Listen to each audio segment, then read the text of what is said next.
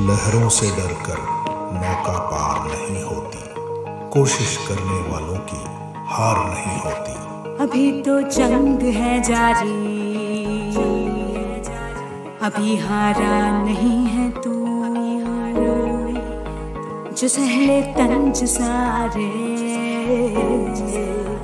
ऐसा बेचारा नहीं है तू। अभी तो जंग है जारी, अभी हारा नहीं तू, जो सहले तंज सारे ऐसा बेचारा नहीं तू। भरोसा रख खुदा पे और अपने हौसलों पे, तुझे तो चांद बनना है कोई तारा नहीं तू। करेंगे वो जो करना है, जो चाहेंगे वो होगा, ये अब तू ठान ले, तकदीर से भी बोल के रख। कसौटी वक्त की है, हौसलों को तोल के रख, जोड़ना है तुझे ऊंचा, परों को खोल के रख। कसौटी वक्त की है हौसला। Good evening all of you. आप सभी कैसे हैं, ज़रूर शेयर करें। आज हम लोग स्पेशल ज्योग्राफी सीरीज 19 देखेंगे। इससे पहले 18 तक सीरीज देख चुके हैं, तो आप सभी अगर पीछे के क्लास नहीं देखे हैं तो उसे देखें और सीरीज से देखें, इससे आपका पूरा ज्योग्राफी क्लियर हो जाएगा। लगभग 3-4 दिन से आपको ज्योग्राफी सीरीज नहीं जा रहा था, आज फिर से जो है वो सीरीज 19 जाएगा, जो कि आपके लिए काफ़ी महत्वपूर्ण है, तो आप सभी देखें। और अगर नए हैं तो प्लीज़ क्लास को सब्सक्राइब करें और लाइक शेयर सभी लोग करते रहें। और आज हम लोग खासकर जो है आज के क्लास में देखेंगे वायुमंडल से रिलेटेड क्वेश्चन, जो कि लगभग एग्जाम में यहाँ से 1-2 क्वेश्चन देखने के लिए मिलते हैं। इसलिए आप सभी कुछ समय तक बने रहें और सभी लोग क्लास को शेयर करें, सभी लोग शेयर करें। आप सभी का क्लास का टाइमिंग 7 बजे है, तो 7 बजे आप सभी हाजिर रहें यहाँ पे और सभी लोग जुड़ें। जितने लोग नहीं जुड़ रहे हैं सभी लोग जुड़ें और सभी लोग शेयर करें, सभी लोग क्लास को शेयर करें और सभी लोग आइए और जो है आज के महत्वपूर्ण क्वेश्चन को देखेंगे। आप सभी लाइव चैट में इसका आंसर करेंगे, जितने लोग हैं सभी लोग इसका आंसर करेंगे। तो सभी लोग रेडी हैं? आप सभी लोग उम्मीद करता हूं कि रेडी होंगे। तो आइए आज के महत्वपूर्ण क्वेश्चन हम लोग देखते हैं। तो आज का 1 नंबर क्वेश्चन है कि पृथ्वी के ऊपर मौजूद वायुमंडलीय परतों की संख्या कितनी है, यानी कि हमारे वायुमंडल में कितने परत हैं, ध्यान रखना है। पृथ्वी के ऊपर यानी कि हमारा पृथ्वी जो है, इसके जो है स्थल देखेंगे, सबसे ऊपर जो है भूपर्पटी, भूपर्पटी यानी कि क्रस्ट के ऊपर जो वायुमंडल है उसके ऊपर कितने परत है वायुमंडलीय परत। ऑप्शन नंबर 1 है 4, बी नंबर है 5 और सी नंबर है 6 और डी नंबर इनमें से कोई नहीं। तो सभी लोग इसका आंसर करें। पृथ्वी के ऊपर मौजूद वायुमंडलीय परतों की संख्या कितनी है, तो इसका आंसर हो जाएगा बी नंबर यानी कि 5। वायुमंडल में कुल 5 परत है, ध्यान रखना है। अगर देखा जाए तो वायुमंडल में 5 परत है और सबसे नीचे जो है, ध्यान रखेंगे कि सबसे नीचे जो पृथ्वी के निकट यानी कि पृथ्वी के सटे हुए जो परत है वो आपका कहलाता है, ध्यान रखना है, क्षोभ मंडल यानी कि ट्रोपोस्फियर। तो क्षोभ मंडल पृथ्वी के सबसे निकट है, ध्यान रखना है। अगर हम मानते हैं कि ये हमारा जो है उत्तरी ध्रुव है, ठीक है, और ये आपका जो है उत्तरी ध्रुव या ध्रुव भी ले सकते हैं, ये हमारा जो है वो विषुवत रेखा है, ध्यान रखना है। तो ये अगर विषुवत रेखा है और ये उत्तरी ध्रुव है, तो उत्तरी ध्रुव पर ध्यान रखना है कि यहाँ पर क्षोभ मंडल की ऊंचाई जो है वो कम रहती है। यहाँ पे जो है इसकी ऊंचाई 8 किलोमीटर तक रहती है और विषुवत रेखा पर इसकी ऊंचाई जो है वो 18 किलोमीटर तक होती है, ध्यान रखना है, 18 किलोमीटर। यानी कि क्षोभ मंडल की औसत ऊंचाई की बात करते हैं तो 18 + 8 यानी कि 26, तो वही 12 से 13 के बीच में लगभग जो है इसकी औसत ऊंचाई होती है। तो ध्यान रखेंगे कि विषुवत रेखा पे क्षोभ मंडल की ऊंचाई ज़्यादा होती है और ध्रुवों पे कम होती है, ये ध्यान रखना है। और क्षोभ मंडल के ऊपर में जो है वो समताप मंडल है, ध्यान रखना है, ये समताप मंडल है। समताप मंडल जो है वो 50 किलोमीटर तक है और इसमें भी ध्यान रखना है कि 50 किलोमीटर तक जो समताप मंडल है इसी में ओजोन परत है, जो कि 30 किलोमीटर से लेकर 50 किलोमीटर तक है। तो ये ध्यान रखना है कि 30 से 50 जो है इसी में ये ओजोन परत हो जाती है और आपका जो है ये समताप मंडल का ही भाग है। समताप मंडल के ऊपर आपका मध्य मंडल ध्यान रखना है। समताप मंडल के ऊपर मध्य मंडल है और मध्य मंडल के ऊपर आपका आयन मंडल है, ध्यान रखना है। यानी कि समताप मंडल से ऊपर मध्य मंडल है जिसकी ऊंचाई 80 किलोमीटर तक है और 80 किलोमीटर से लेकर 450 यानी कि 450 किलोमीटर तक ऊंचाई जो है वो बहिर्मंडल का हो जाता है। 80 से 450 तक ये आपका जो है आयन मंडल हो जाते हैं, जहाँ से जो है वो संचार किरणें परावर्तित होती है। और आयन मंडल के ऊपर जो है वो बहिर्मंडल। तो ध्यान रखना है कि सबसे नीचे क्षोभ मंडल, उसके बाद समताप मंडल और समताप मंडल का ही हिस्सा आपका ओजोन मंडल है, फिर मध्य मंडल, फिर आपका जो है आयन मंडल और ये है आपका बहिर्मंडल और बहिर्मंडल से ही अंतरिक्ष प्रारंभ हो जाती है। तो इस तरह से हमारे पृथ्वी के वायुमंडल में ये 5 परत हैं, ध्यान रखना है। इससे क्वेश्चन हमेशा एग्जाम में देखने के लिए मिलता है, तो इस तरह से आप इसे क्लियर रखेंगे। उम्मीद करता हूं कि आप सभी को समझ में आ गया होगा। तो ये 5 परत है। अगला क्वेश्चन है 2 नंबर क्वेश्चन है कि पृथ्वी के समीप पाई जाने वाली वायुमंडलीय परत क्या कहलाती है। तो अभी हम लोग देखे पिछला क्वेश्चन को जब हम डिस्क्राइब कर रहे थे तो आपको बताएं कि पृथ्वी के ऊपर 5 परत है। तो पृथ्वी के समीप यानी कि पृथ्वी के सबसे निकट पाई जाने वाली वायुमंडलीय परत क्या कहलाएगी। तो ऑप्शन नंबर 1 है क्षोभ मंडल, बी नंबर है समताप मंडल, सी नंबर है मध्य मंडल, डी है आपका आयन मंडल और ई है बहिर्मंडल। तो सभी लोग इसका आंसर करें। पृथ्वी के समीप पाई जाने वाली वायुमंडलीय परत क्या कहलाती है, तो इसका आंसर हो जाएगा आपका 1 नंबर क्षोभ मंडल। यानी कि ध्यान रखेंगे कि पृथ्वी के सबसे निकट जो मंडल है वो आपका क्षोभ मंडल कहलाती है। ये एग्जाम में बहुत बार क्वेश्चन पूछा गया है, तो वो ध्यान रखेंगे। तो पहला यानी कि सबसे निकट क्षोभ मंडल, ध्यान रखेंगे यहाँ पे जो ऑप्शन लाया गया है वो सब क्रम से हैं, आपको ध्यान रखना है।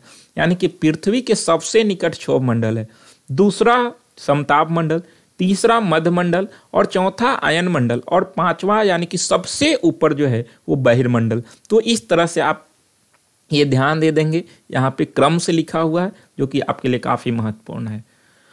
अगला क्वेश्चन है कि अधिकांश मौसम गतिविधियां किस परत में होती है। आप लोग इसका आंसर करें। अधिकांश मौसम गतिविधियां किस मंडल में होती है। ऑप्शन नंबर 1 है ट्रोपोस्फियर, बी नंबर है स्ट्रेटोस्फियर, सी मीसोस्फियर, डी है आयनोस्फियर और ई है एक्सोस्फियर। तो अधिकांश मौसम गतिविधियां किस परत में होगी, आप लोग आंसर करें। तो ध्यान रखेंगे कि ट्रोपोस्फियर यानी कि क्षोभ मंडल में अधिकांश मौसम गतिविधियां घटती है। यानी कि जो भी अगर हम बात करते हैं कि मौसम संबंधी घटनाएं होती है, आंधी तूफान, बिजली चमकना, मेघ गर्जन, कोहरा, बादल, ओला, तुषार, ये सभी घटनाएं क्षोभ मंडल यानी कि ट्रोपोस्फियर में देखने के लिए मिलती है। इसलिए इसे परिवर्तन मंडल भी कहा जाता है आपका क्षोभ मंडल को। तो ध्यान रखेंगे कि जो भी मौसम संबंधी गतिविधियां होगी, घटनाएं होंगी, वो सब ट्रोपोस्फियर में होगी। और ट्रोपोस्फियर क्षोभ मंडल को ही कहा जाता है। कभी कभी एग्जाम में हिंदी में नहीं दिया जाता है, इंग्लिश में पूछ लिया जाता है। इसलिए आप सभी ध्यान रखेंगे कि क्षोभ मंडल को ट्रोपोस्फियर, समताप मंडल को स्ट्रेटोस्फियर, मध्य मंडल को मीजोस्फियर और आपका आयन मंडल को आयनोस्फियर और बहिर्मंडल को एक्सोस्फियर। तो आप इंग्लिश में यहाँ पे ध्यान देंगे 5 क्रम से, जो पृथ्वी के सबसे निकट ट्रोपोस्फियर, उसके बाद स्ट्रेटोस्फियर। और अभी हम लोग देखे थे सेकेंड क्वेश्चन में कि जो है हिंदी में आपका क्रम से लिखा हुआ था और यहाँ पर इंग्लिश में क्रम से लिखा हुआ है। तो इस तरह से क्वेश्चन हम लाते हैं ताकि आपको पूरा कॉन्सेप्ट क्लियर हो जाए, थोड़ा सा भी जो है प्रॉब्लम ना हो। आप जो है हर चीज़ को क्रम से सीखें ताकि आपको कहीं पे भी कोई परेशानी ना हो। तो इसलिए आप सभी ध्यान से देखेंगे और सुनेंगे। आप सभी इसका आंसर लाइव चैट में जरूर करें। और जो लोग बाद में देखते हैं या फिर से आप जो है देखने के बाद 1-2 बार इसे फिर से रिपीट करें। इससे क्या होगा कि आपका पूरा कॉन्सेप्ट क्लियर हो जाएगा। तो इस तरह से आप सभी फॉलो करें। अगला क्वेश्चन है 4 नंबर क्वेश्चन है कि ओजोन परत पाई जाती है। उम्मीद करता हूं कि इसका आंसर आप सभी सही कर सकते हैं। अभी पीछे वाला क्वेश्चन में हमने बताया कि ओजोन परत पाई जाती है कहां पर। 1 नंबर ऑप्शन है ट्रोपोस्फियर, बी नंबर है स्ट्रेटोस्फियर, सी नंबर है मीसोस्फियर और डी है आयनोस्फियर। तो ओजोन परत यानी कि ओजोन परत तो आप सभी को पता होगा कि समताप मंडल का ही भाग है। समताप मंडल में ही 30 से 50 किलोमीटर का जो डिस्टेंस होती है वो आपका जो है ओजोन परत होती है। तो समताप मंडल को इंग्लिश में क्या बोलते हैं, अभी पिछला क्वेश्चन में हम लोग देखें, यानी कि स्ट्रेटोस्फीयर। स्ट्रेटोस्फीयर यानी कि इसका आंसर जो है वो बी नंबर हो जाएगा। तो ध्यान रखेंगे कि स्ट्रेटोस्फीयर में ओजोन परत पाई जाती है समताप मंडल में। तो इस तरह से आपको इंग्लिश भी क्लियर रखना है, क्योंकि फंसाने के लिए एग्जामिनर जो है वो आपको इंग्लिश में देता है और हिंदी में लिख देता है। तो इस तरह से आपको बचना है। अगला क्वेश्चन है, किसके ऊपर ताप तीव्रता पूर्वक बढ़ता है। बहुत अच्छा क्वेश्चन है, इसका आंसर आप लोग निकालें कि किसके ऊपर ताप जो है वो तीव्रता पूर्वक बढ़ता है। तो इसका आंसर आप सभी लोग करें, सभी लोग इसका आंसर करें कि किसके ऊपर ताप तीव्रता पूर्वक बढ़ता है। एक नंबर ऑप्शन है ट्रोपोस्फीयर, बी नंबर है स्ट्रेटोस्फीयर, सी है मेसोस्फीयर और डी है आयनोस्फीयर। तो ताप कहाँ पे बढ़ती है, तो ध्यान रखेंगे इसका आंसर हो जाएगा आपका स्ट्रेटोस्फीयर, यानी कि ओजोन परत में। यानी कि ओजोन परत तो समताप मंडल का हिस्सा है। तो समताप मंडल यानी कि स्ट्रेटोस्फीयर में ताप जो है वो तीव्रता पूर्वक बढ़ता है। ध्यान रखना है, ताप तीव्रता पूर्वक जो है ओजोन परत में बढ़ता है। और एक बार क्या होती है कि जैसे ही ओजोन परत के ऊपर बढ़ने पर, जैसे ही हम मध्य मंडल में अगर जाते हैं, मेसोस्फीयर में जाते हैं, तो वहाँ पे फिर से एक बार तापमान घटना शुरू हो जाती है। तो इस तरह से वहाँ पे घटती है कि अगर मध्यमंडल के ऊपरी सीमा पे जाया जाए, यानी कि मध्यमंडल 50 से 80 किलोमीटर तक है, जब 80 किलोमीटर के पास हम पहुँचेंगे तो वहाँ पे तापमान -100 डिग्री सेल्सियस तक हो जाता है। तो इस तरह से ध्यान रखेंगे कि ताप तीव्रता पूर्वक ओजोन परत में बढ़ती है, लेकिन जैसे ही मध्यमंडल में यानी कि मेसोस्फीयर में जाते हैं तो वहाँ पे फिर से तापमान गिरना शुरू हो जाती है। और इस तरह से जो है उसकी जो ऊपरी सीमा 80 किलोमीटर पे पहुँचेंगे तो वहाँ पे तापमान जो है -100 डिग्री सेल्सियस रिकॉर्ड किया जा सकता है। तो इस तरह से मेसोस्फीयर की एक खासियत है कि वहाँ पे तापमान एक बार गिरना शुरू हो जाती है। तो इस तरह से आप सभी कॉन्सेप्ट को क्लियर रखेंगे। कैसा लग रहा है आप सभी को, शेयर करें, जितने लोग हैं कमेंट करें कैसा आप सभी को लग रहा है, आप सभी को समझ में आ रहा है या नहीं आ रहा है। नहीं आ रहा है तो कमेंट करें, ताकि मैं फिर से जो है कोशिश करूं कि आपको एक बार समझाऊं। तो इस तरह से आप सभी बताएं कैसा आप सभी को क्लास लग रहा है। सभी लोग बताते रहें, ताकि जो है मैं और आपके लिए बेहतर कर सकूं और बेहतर कंटेंट लाऊं, ताकि जो है आपको थोड़ा सा भी परेशानी ना हो, आप एग्जाम में बेहतर कर सकें। तो आपके लिए जो है इतने अच्छे अच्छे क्वेश्चन ला रहे हैं, और आप सभी का अगर डिमांड हो तो मैं और बेहतर क्वेश्चन ला सकता हूँ। इसलिए ज़रूर आप सभी बताएं, ज़रूर साझा करें, कमेंट करें, और जितने लोग हैं सभी लोग कोशिश करें कि क्लास को शेयर करें, जितना हो सके क्लास को शेयर करें और लाइव में सभी लोगों को जोड़ें। सब और लोगों को कोशिश करना है यही कि सभी लोगों को जोड़े, ताकि जो है आपको अच्छा लगे। तो जितना हो सके सभी को जोड़े, सभी को जो है वो आपका जो है वो लिंक शेयर करें। इससे होगा कि ज़्यादा लोग रहेंगे तो ज़्यादा आपको जो है वो पता चलेगा कि मेरा स्थान क्या है। तो इस तरह से ज़्यादा लोगों के पास शेयर करें, जितना हो शेयर करें और सभी लोगों को जोड़ें। तो आप लोग अगले क्वेश्चन के लिए तैयार होंगे। अगला क्वेश्चन है 6 नंबर क्वेश्चन है कि पृथ्वी की सतह के ठीक भूमध्य रेखा के ऊपर लगभग 16 किलोमीटर ऊंचाई तथा ध्रुवों के ऊपर 8 किलोमीटर तक की वायुमंडलीय जोन को क्या कहते हैं। तो अभी हम लोग पीछे वाला क्वेश्चन में देखे थे, पहला ही क्वेश्चन में देखे थे कि जो है वो 16 किलोमीटर और 8 किलोमीटर, यानी कि पृथ्वी की सतह के ठीक भूमध्य रेखा के ऊपर लगभग 16 किलोमीटर और ध्रुवों के ऊपर 8 किलोमीटर। तो हम लोग यही देखे थे कि जो है इसे अगर हम ध्रुव मानते हैं और इसे जो है विषुवत रेखा मानते हैं, तो इस तरह से इसका लंबाई जो था यहाँ पे आपका 8 किलोमीटर था और यहाँ पे आपका जो है वो 16 किलोमीटर था। तो इस तरह से कहीं 16 या कहीं 18 देती है। तो इस तरह से आप इसका औसत डिस्टेंस निकाल सकते हैं, यानी कि 16 + 8/2।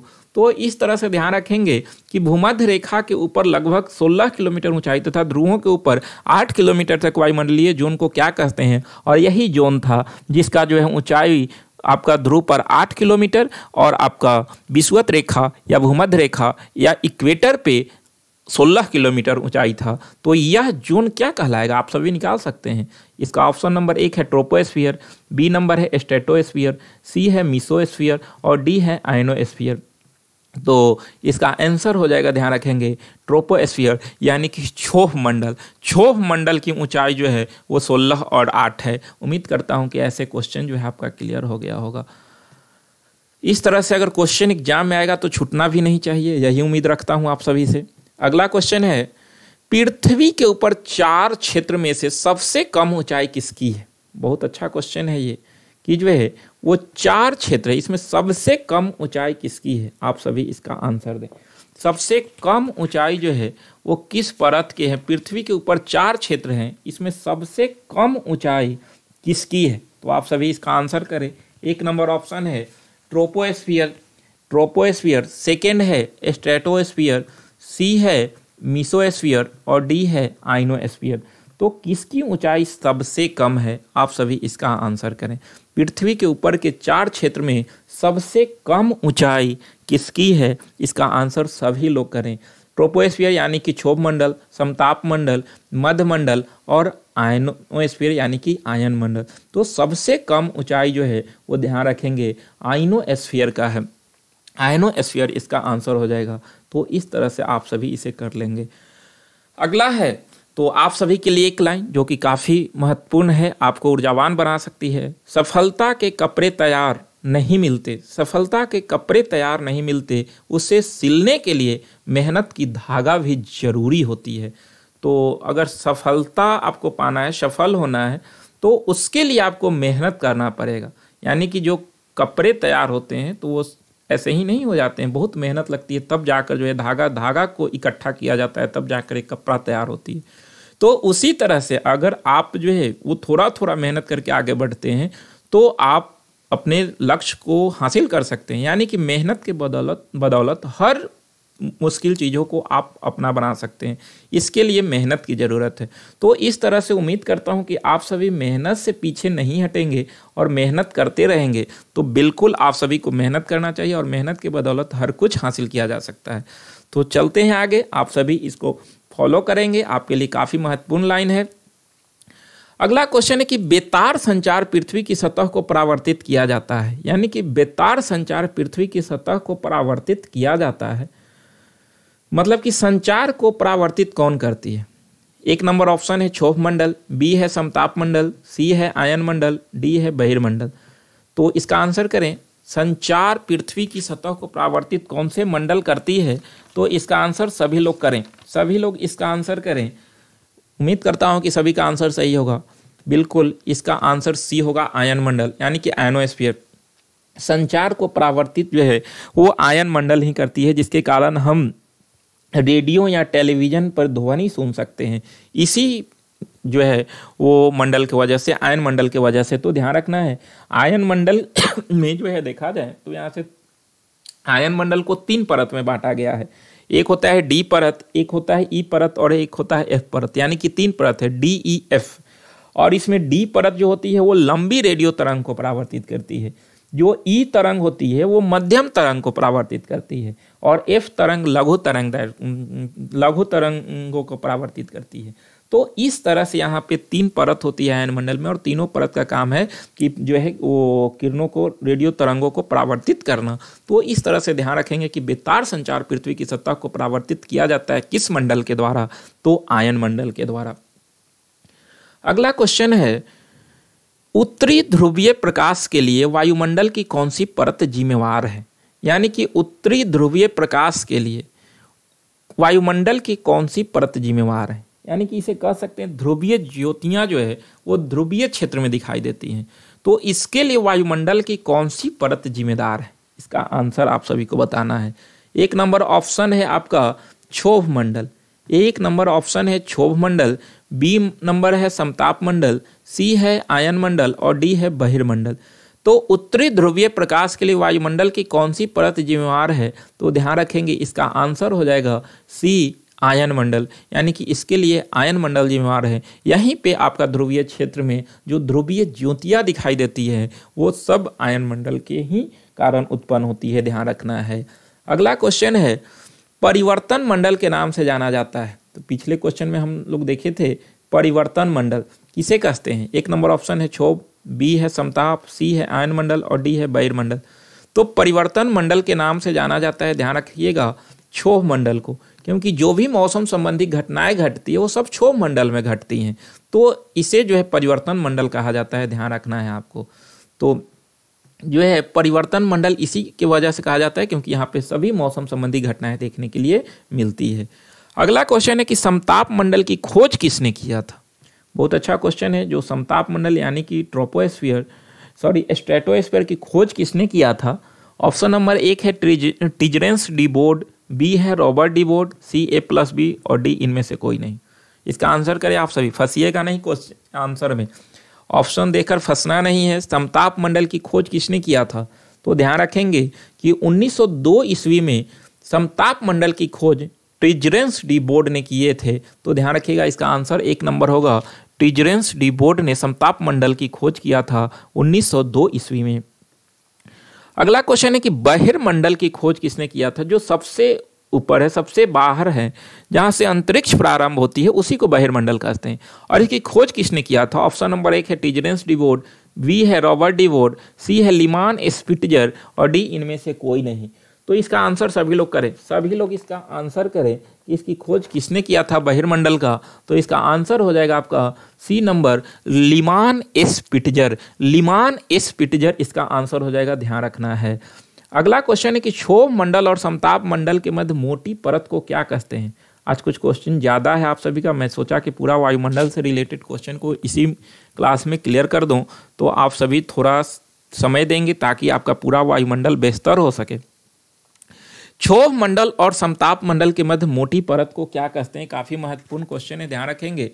तो जो आपका बीच की रेखा होती है, जैसे क्षोभ मंडल है ये, और आपका जो है ये क्षोभ मंडल और समताप मंडल के बीच की रेखा है, इसके ऊपर आपका समताप मंडल है और ये क्षोभ मंडल है।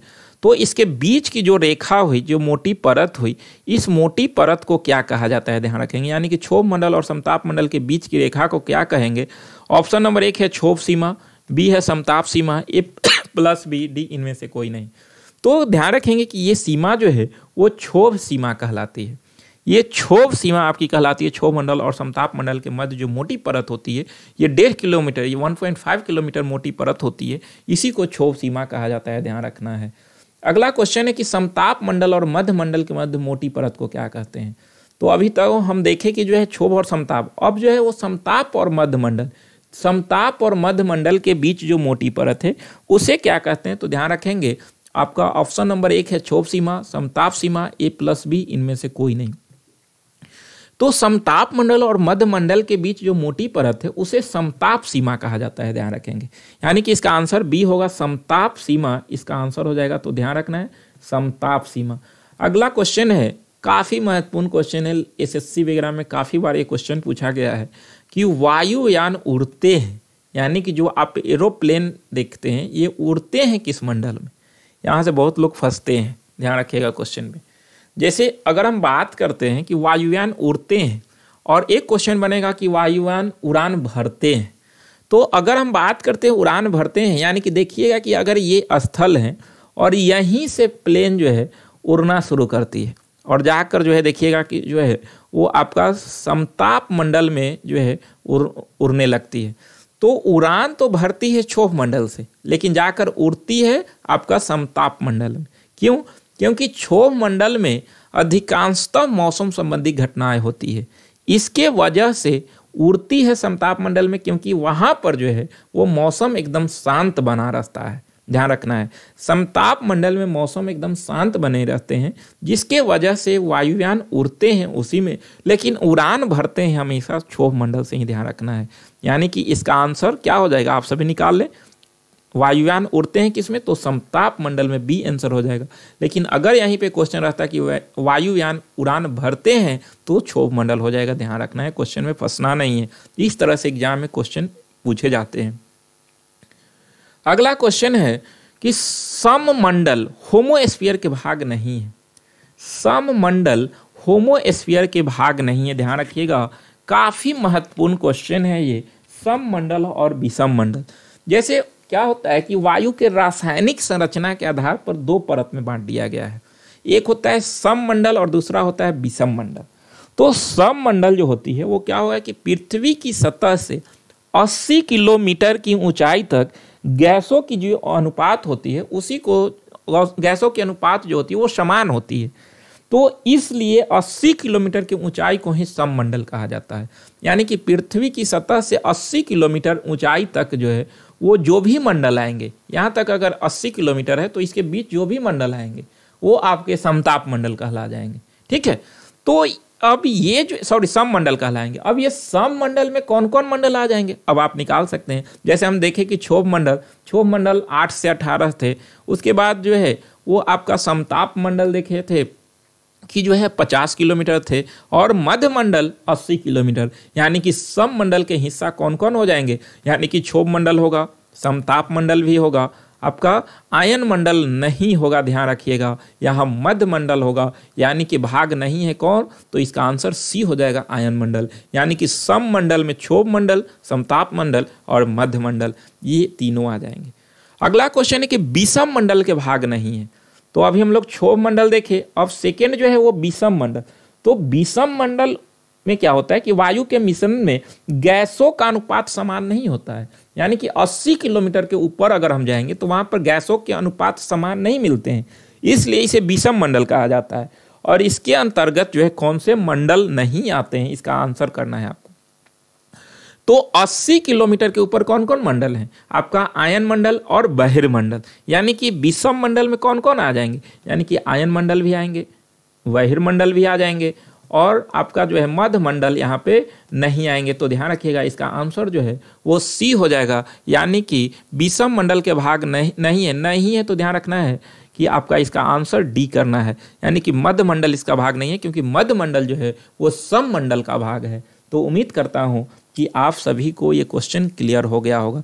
इस टाइप से क्वेश्चन पूछे जाते हैं, और आप सभी से उम्मीद करता हूँ कि आप सभी को बेहतर ढंग से क्लास समझ में आ रहा होगा। अगर इस तरह से आप नहीं समझेंगे तो फिर इम्पॉसिबल है। इसलिए आप सभी कोशिश करें कि हम बेहतर दें, बेहतर टाइम जो है यहाँ पे आप जो है लगाएं, ताकि आपको बेहतर नतीजा मिले। टाइम इन्वेस्ट करें, बेहतर नतीजा आएंगे। इसलिए आप सभी से उम्मीद करता हूँ कि आप सभी जो है अपना 100% टाइम जो है यूटिलाइज कर रहे होंगे, और जो है वो 100% आउटपुट जो है वो लीजिएगा। तो आप सभी देखें, पीछे के भी वीडियो रिकॉल करते रहें, क्योंकि आपके एग्जाम के दृष्टि से काफ़ी महत्वपूर्ण क्वेश्चन पीछे हैं।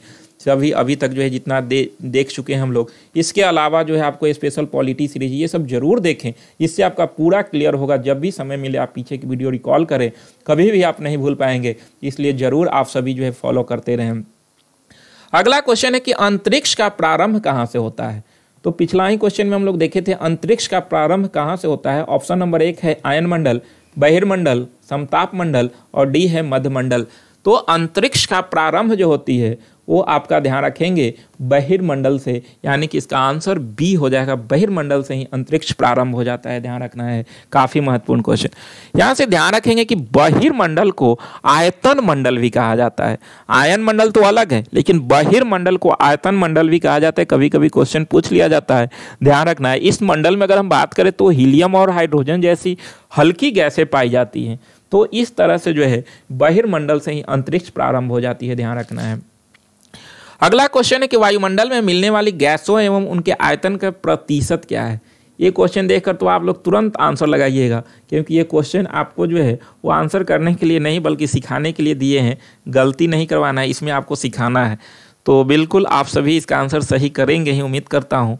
वायुमंडल में मिलने वाली गैसों में उनके आयतन के प्रतिशत कौन है। तो ध्यान रखें कि हमारे वायुमंडल में सबसे अधिक गैस जो है वो नाइट्रोजन है, जिसकी प्रतिशत 28.03% है। सेकेंड सबसे अधिक ऑक्सीजन है, जो कि 20.99% है। यानी कि मुख्य रूप से 2 गैसों की ही प्रधानता है हमारे वायुमंडल में, और वह गैस है नाइट्रोजन और ऑक्सीजन। थर्ड जो है वो ऑर्गन है 0.93। फोर्थ है CO2 यानी कि कार्बन डाइऑक्साइड 0.03%। ध्यान रखेंगे कि वायुमंडल में CO2 की मात्रा जो होती है वो 0.03% होती है, लेकिन वही अगर जल में बात करें तो इसकी मात्रा जो है 0.3% होती है। ये पॉइंट को क्लियर रखना है। हाइड्रोजन की परसेंटेज जो है वो 0.01%। यानी कि इसका आंसर सभी सही होगा, F इसका आंसर हो जाएगा। तो ये पांचों ध्यान रखेंगे, इसी पांचों में से क्वेश्चन पूछ लिया जाता है। इसके अलावा भी कुछ अन्य गैसें हैं जिसकी प्रतिशत बहुत कम है। लेकिन ये 5 जो है पॉइंट काफ़ी महत्वपूर्ण है, इसे ध्यान रखना है आपको। अगला क्वेश्चन है कि वायुमंडल में सबसे अधिक गैस की प्रतिशत किसकी है? इसका आंसर करें। अभी बता दिए सबसे अधिक गैस कौन है इसमें, नाइट्रोजन, ऑक्सीजन, ऑर्गन, CO2। तो सबसे अधिक गैस की प्रतिशत किसकी होगी? आंसर करें सभी लोग, जितने लोग जुड़े हुए हैं सभी लोग जो है आंसर करें, और जो लोग नहीं जुड़े हैं उनको भी जोड़िए। आप लोग सभी लोगों को लाइए और 7 बजे यहाँ पर जो है कुछ महत्वपूर्ण क्वेश्चन होते हैं, सभी लोग इसका कमेंट करें, सभी लोग देखें, सभी लोग शेयर करें, सभी लोग जो है सीखें, सीखने के व्यू से आए यहाँ पे। मेरा उद्देश्य हमेशा रहता है कि आपको यहाँ पे जितना अधिक हो सके सिखा सके, ना कि आपको जो है यहाँ पे हल्का हल्का क्वेश्चन दे और एग्जाम में आप जाकर फंस जाए। मेरा उद्देश्य ही यही है कि आपको यहाँ पे बेहतर कंटेंट लाएं ताकि आपका पूरा कॉन्सेप्ट क्लियर कर दें। तो इसका आंसर हो जाएगा 1 नंबर नाइट्रोजन। अगला क्वेश्चन है 21 नंबर कि वायुमंडल में सबसे अधिक गैस किसकी है? लीजिए सेम क्वेश्चन, गैस प्रतिशत तो वही क्वेश्चन था, इसको जो है वो आप लोग कर लेंगे। अगला क्वेश्चन है 22 नंबर क्वेश्चन है कि अगर वायुमंडल नहीं होता तो दिन की अवधि क्या होती? कितना अच्छा क्वेश्चन है, इसका आंसर करें सभी लोग। अगर वायुमंडल नहीं होता तो फिर दिन की अवधि पे क्या प्रभाव पड़ेगा? ध्यान रखिएगा, यानी कि हमारे पृथ्वी पे वायुमंडल है, तभी तो हम लोग देखे वायुमंडल चैप्टर पर है, तो देखे कि हमारे वायुमंडल में जो है कितनी परतें हैं और सभी परतों को हम लोग जो है देख चुके। तो अगर वायुमंडल नहीं होगा तो क्या होगा? तो ध्यान रखेंगे कि अगर वायुमंडल नहीं होगा तो दिन की अवधि, 1 नंबर ऑप्शन है, घट जाएगी, B नंबर बढ़ जाएगी, C नंबर कोई प्रभाव नहीं पड़ेगी और D इनमें से कोई नहीं। तो ध्यान रखेंगे कि वायुमंडल के कारण क्या होता है कि धूल कणों के कण जो होते हैं वो सूर्योदय के पहले एवं सूर्यास्त के बाद कुछ समय तक प्रकाश उसको मिलते रहते हैं, जिसके कारण वायुमंडल पृथ्वी पर क्या होता है कि दिन की अवधि जो है वो बढ़ जाती है। यानी कि वायुमंडल में उपस्थित धूल कणों के कारण सूर्योदय के पहले एवं सूर्यास्त के बाद कुछ समय तक प्रकाश मिलता रहता है और इसी के वजह से जो है दिन की अवधि बढ़ जाती। यानी कि वायुमंडल के रहने से तो दिन की अवधि बढ़ गई, तो जब वायुमंडल नहीं होगी तो दिन की अवधि पर क्या प्रभाव पड़ेगी? यानी कि ये घट जाएगी। यानी कि इसका आंसर 1 नंबर हो जाएगा। ध्यान रखेंगे, अगर वायुमंडल नहीं होगा तो दिन की अवधि घट जाएगी, वायुमंडल के वजह पे ही जो है वो दिन की अवधि बढ़ जाती है। अगर वायुमंडल नहीं होती तो बहुत सारी घटनाएं हमें देखने के लिए मिलती। अगर वायुमंडल ना हो तो सूर्य के भयंकरता पृथ्वी के जीवों की रक्षा नहीं कर पाती। क्या होता है कि अगर जो है इस वायुमंडल नहीं होगा तो देखा जाता है कि पृथ्वी पर दिन की तापमान जो है वो +100 डिग्री सेल्सियस और रात की तापमान -100 डिग्री सेल्सियस हो जाती। क्या स्थिति उत्पन्न होती? वायुमंडल के कारण ही पृथ्वी को ऑक्सीजन और कार्बन डाइऑक्साइड जैसी जो है जीवनदायी गैसें प्राप्त होती है। यानी कि वायुमंडल की कितनी विशेषताएं हैं। ये वायुमंडल हमारी जो है पृथ्वी की औसत तापमान को बरकरार रखती है, हमारे यहाँ जल चक्र को बनाए रखती है, जिसके कारण वर्षा पृथ्वी पर संभव हो पाती है। वायुमंडल के कारण ही आज विमान यात्रा यहाँ पे संभव है, नहीं तो आज हम विमान यात्रा भी नहीं कर पाते। तो इस तरह से वायुमंडल की बहुत भूमिकाएं हैं और इसी वायुमंडल के वजह से दिन की अवधि बढ़ जाती है। जो हम लोग भोर और शाम की स्थिति देखते हैं वायुमंडल के कारण ही पॉसिबल है, अन्यथा ये पॉसिबल नहीं हो पाती। तो इस तरह से आप सभी को जो है वो ध्यान रखना है। अगला क्वेश्चन है और लास्ट क्वेश्चन है आज का। विषम मंडल में 80 किलोमीटर से लेकर 1000 किलोमीटर तक, 80 किलोमीटर से लेकर 10,000 किलोमीटर तक निम्न 4 परत पाए जाते हैं, इनमें से कौन सही है? आंसर करें, कौन सही होंगे? इसका सभी लोग मिलकर आंसर करें। 1 नंबर ऑप्शन है आपका आणविक नाइट्रोजन परत, 80 किलोमीटर से 200 किलोमीटर तक, जो हम लोग विषम मंडल देखे थे, जो कि 80 किलोमीटर के ऊपर था और 80 किलोमीटर के नीचे सम मंडल थे। तो विषम मंडल में आपका जो है 80 से 10,000 तक, यहाँ पे ध्यान रखेंगे, यहाँ पे 10,000 हो जाएंगे। तो 10,000 किलोमीटर तक 4 परत में जो है देखा जाए तो 80 से 200 किलोमीटर तक नाइट्रोजन परत ये सही है। आणविक ऑक्सीजन परत 200 से 400 ये भी सही है। हीलियम परत 1100 से 3500, आणविक हाइड्रोजन परत 3500 से 10,000। तो ध्यान रखना है इसका आंसर सभी सही हो जाएंगे, यानी कि ई नंबर इसका आंसर हो जाएगा। तो विषम मंडल में 80 से लेकर 10,000 किलोमीटर तक ये 4 परत पाए जाते हैं। कभी कभी एग्जाम में SSC वगैरह में ऐसे क्वेश्चन पूछ लिए जाते हैं, इसलिए आप सभी को ध्यान रखना है।